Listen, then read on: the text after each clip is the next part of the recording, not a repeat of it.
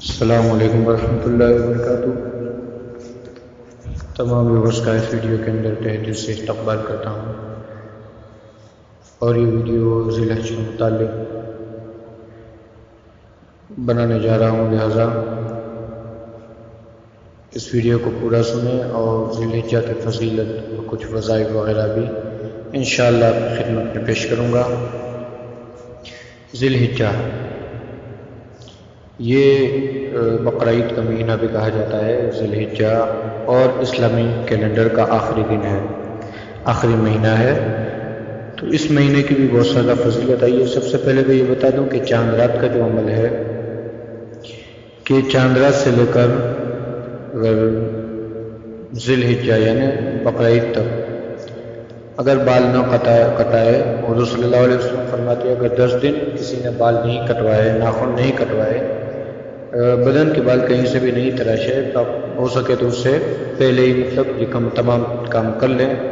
تو مطلب جو قربانی نہیں کر سکتا اس کے لیے تھا پہلے کہ بھائی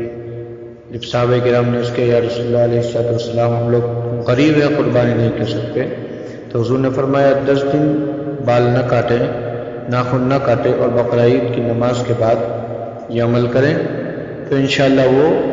ثواب کا اس کو اتنا ہی ثواب ملے گا جتنا قربانی کرنے والے کو ملتا ہے۔ تو امیروں نے بھی عمل شروع کر دیا، صحابہ کرام نے اس کے رسول اللہ علیہ وسلم، امیر بھی یہ عمل کر رہے ہیں، مالدار بھی کر رہے ہیں۔ حضور نے فرمایا اللہ تعالیٰ جس کو چاہے اتنا عطا فرماتا ہے، مطلب جس کی جیسی نیت۔ یہ بہت ہی مبارک مہینہ ہے، اس کی چاند رات کو بھی آپ عمل کریں، چاند دیکھیں تو انشاءاللہ اس سے بہت ہی زیادہ برکتیں اور فضیلت ہے۔ چاند دیکھنے کے بعد سورہ قلم پڑھنا یہ بھی بہت ہی سعادت کی بات ہے اور بہت ہی فضیلت کا باعث ہے۔ حضور صلی اللہ علیہ وسلم فرماتے ہیں کہ اللہ تعالیٰ نے ماہ ذی الحج کو بڑی بزرگی اور فضیلت کا مہینہ فرمایا ہے۔ آپ نے فرمایا اس ماہ کے 10 دن بہت ہی مبارک ہے اور اس کی عبادت کا بہت ثواب ہے، اور فرمایا 10 دن میں 3 دن یوم ترویہ یعنی 8 تاریخ کو یوم عرفہ، یعنی 9 تاریخ کو یوم نحر، ذی الحجہ کی 10 تاریخ، یہ 3 دنوں میں سب سے زیادہ مبارک ہے۔ اس کی عبادت کا بے انتہائی ثواب بھی ہے، بہت ہی زیادہ ثواب ہے اس کی عبادت و ریاضت کے اندر، اور یہ بہت ہی مبارک والے 3 دن ہیں۔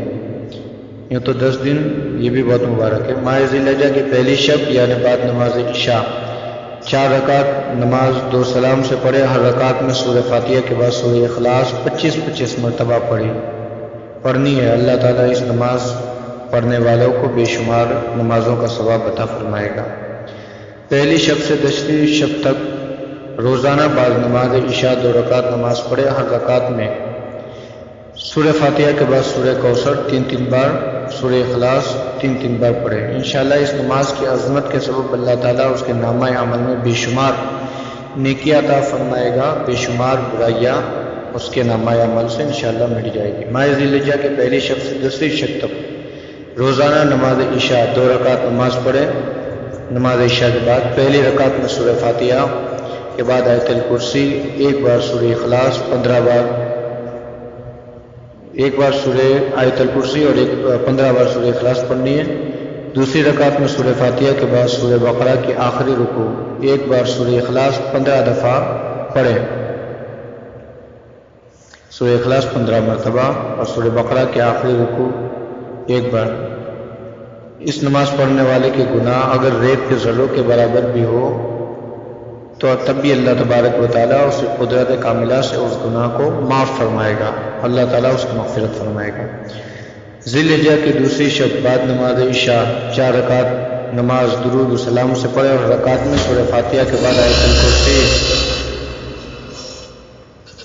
3 بار، سورہ اخلاص 3 بار، سورہ فلق 3 بار، سورہ ناس 3 بار پڑھے۔ بعد سلام کی 11 مرتبہ درود پاک پڑھا کر دعا کرے، اور یہ جو دعا ابھی بتا رہا ہوں وہ پڑھے، سبحان ذی العزت والجبروت، سبحان ذی القدرت والملکوت۔ یہ پوری ایک دعا ہے، انشاءاللہ میں ڈسکرپشن میں اس کا لنک ڈال دوں گا، ویب سائٹ کے اندر جا کے آپ ڈاؤن لوڈ کر سکتے ہیں۔ دعا کے بعد پھر 11 مرتبہ درود شریف پڑھیں، اور بارگاہ رب العزت میں جو دعا مانگے اللہ تعالیٰ قبول فرمائے گا۔ ذی الحجہ کی پہلی جمعرات، یہ جمعرات کا عمل ہے۔ بعد نماز عشاء 2 رکعت نماز پڑھے، ہر رکعت میں سورہ فاتحہ کے بعد سورہ کوثر ایک بار، سورہ اخلاص ایک بار، اور صدق دل سے نماز کا پڑھنے والا اپنی زندگی میں اپنا مقام بہشت بری میں دیکھ لے گا، زندگی کے اندر اپنا مقام بہشت میں دیکھ لے گا، اللہ تعالیٰ جسے چاہے اسے دکھا دے گا۔ ذی الحجہ کے پہلے جمعہ کو، یہ جمعہ کا عمل ہے، ذی الحجہ کے پہلی جمعہ کو بعد نماز جمعہ 6 رکعت نماز 3 سلام سے پڑھے، ہر رکعت میں سورہ فاتحہ کے بعد سورہ اخلاص 15 مرتبہ پڑھے، پھر بعد سلام کے 10 مرتبہ مندرجہ ذیل کلمات پڑھے، لا الہ الا اللہ الحق المبین۔ یہ بھی دعا کہ انشاءاللہ لنک میں نیچے ڈسکرپشن میں ڈال دوں گا، آپ سبھی انشاءاللہ اس کو ڈاؤن لوڈ کر سکتے ہیں۔ اول و آخر 11 مرتبہ درود پڑھے، نماز کی قبولیت بخشش کے لیے خدا تعالیٰ سے دعا مانگی، انشاءاللہ تعالیٰ اپنی قدرت کاملہ اس نماز پڑھنے والے کو اس کے گناہ معاف فرما کر داخل بخش فرمائے گا۔ اب دیکھتے رہے انشاءاللہ، کافی سارے اس میں عملیات ہیں، میں انشاءاللہ وہ تمام کے تمام عملیات آپ کو بتاؤں گا تاکہ آپ ان تمام پر عمل کر سکیں جس پر بھی چاہے۔ ذی الحجہ کی پہلی تاریخ اور 6 تاریخ کو بعد نماز فجر یا ظہر حسب ذیل کلمات 100 مرتبہ پڑھیں، لا الہ الا اللہ وحدہ لا شریک لہ لہ الملک ولہ الحمد یحیی ویمیت حی لا یموت بیدہ الخیر وہو علی کل شیء قدیر۔ ذی الحجہ کی 2 اور 7 تاریخ بعد نماز فجر یا ظہر مندرجہ ذیل کلمات 100 مرتبہ پڑھیں، اشہد ان لا الہ الا اللہ وحدہ لا شریک لہ احد الصمد فردم وطرم و علم یتخذ صاحبم ولا ولد، یہ پڑھنا ہے۔ ذی الحجہ کی 3 اور 8 تاریخ کو بعد نماز فجر یا ظہر یہ کلمات 100 دفعہ پڑھنا ہے، اشہد ان لا الہ الا اللہ وحدہ لا شریک لہ احد الصمد لم یلد ولم یولد ولم یکن لہ کفوا احد۔ ذی الحجہ کی 4 اور 9 تاریخ کو بعد نماز فجر یا ظہر 100 مرتبہ یہ کلمات پڑھا، اشہد ان لا الہ الا اللہ وحدہ لا شریک لہ لہ الملک ولہ الحمد یحیی ویمیت بیدہ الخیر وہو علی کل شیء قدیر۔ عشرہ ذی الحجہ میں روزانہ باوضو کسی وقت بھی سورہ فجر کا پڑھنا بہت افضل ہے، 10 دن میں کبھی بھی پڑھیں انشاءاللہ، یہ بہت ہی فضیلت کا باعث ہے۔ آپ صلی اللہ علیہ وسلم نے فرمایا جو کوئی ان مبارک ایام حرمت کو مد نظر رکھتے ہوئے سورہ فجر کا ورد کرے، حق تعالیٰ یوم حساب اس کی بخشش فرمائے گا، اس کے لیے اس دن کوئی خوف نہ ہوگا۔ ذی الحجہ کے 10 دن برابر بکثرت سورہ والضحیٰ پڑھنے کی بڑی فضیلت ہے۔ آپ ارشاد فرماتے ہیں کہ اللہ تعالیٰ اس سورت کے پڑھنے والے کو انشاءاللہ آتش دوزخ سے نجات فرمائے گا۔ اور یہ اب عید کا عمل ہے، عید الاضحیٰ کے دن کسی وقت باوضو قرآن کریم کی کم سے کم 100 آیات تلاوت کرے، اللہ تعالیٰ اسے بہشت کے بے شمار نعمتیں عطا فرمائے گا۔ روزے کس طریقے سے رکھنے ہیں، ماہ ذی الحجہ کی 1 سے 9 تاریخ تک کے روزے کی بڑی فضیلت ہے، اور سب سے زیادہ 7، 8 اور 9 تاریخ کے روزے رکھنے کی بہت فضائل، اللہ تعالیٰ ان روزوں کو بہت ثواب عطا فرمائے گا۔ یہ مطلب بہت ہی بہترین وظائف اور عملیات ہیں، تو ان پر آپ عمل کریں، اور خاص جو قربانی کر رہے ہیں ان کے لیے کہ بھائی جب آپ قربانی کریں تو قربانی کے بعد مطلب ہاتھ وغیرہ کے ناخن بھی کاٹیں، اور حضرت ابراہیم علیہ السلام کی یہ سنت ہے کہ قربانی کرنا، قربانی کے لیے اچھا جانور ڈھونڈنا، اور قربانی کی دعائیں بھی انشاءاللہ، کچھ دعائیں کی بھی لنک میں انشاءاللہ آپ کو ڈسکرپشن میں دے دیتا ہوں کہ دعائیں اگر آپ کے پاس مطلب کوئی مولانا وغیرہ نہیں آ رہے تو آپ دعا خود بھی پڑھ سکتے ہیں، اور خاص اس چیز کا ایک خیال رکھیں کہ کسائی وغیرہ جو کاٹنے والے ہوتے ہیں وہ اگر چھری ہاتھ میں تو ان کا آگاہ کرے کہ بھائی بسم اللہ اللہ اکبر کہہ کر ہی چھری آپ چلائیں،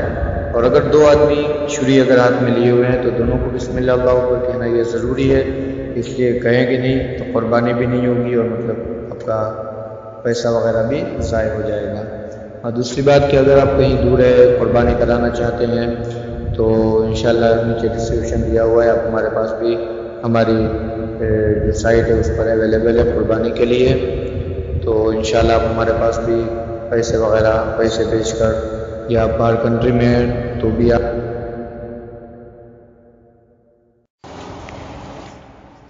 السلام علیکم ورحمۃ اللہ وبرکاتہ۔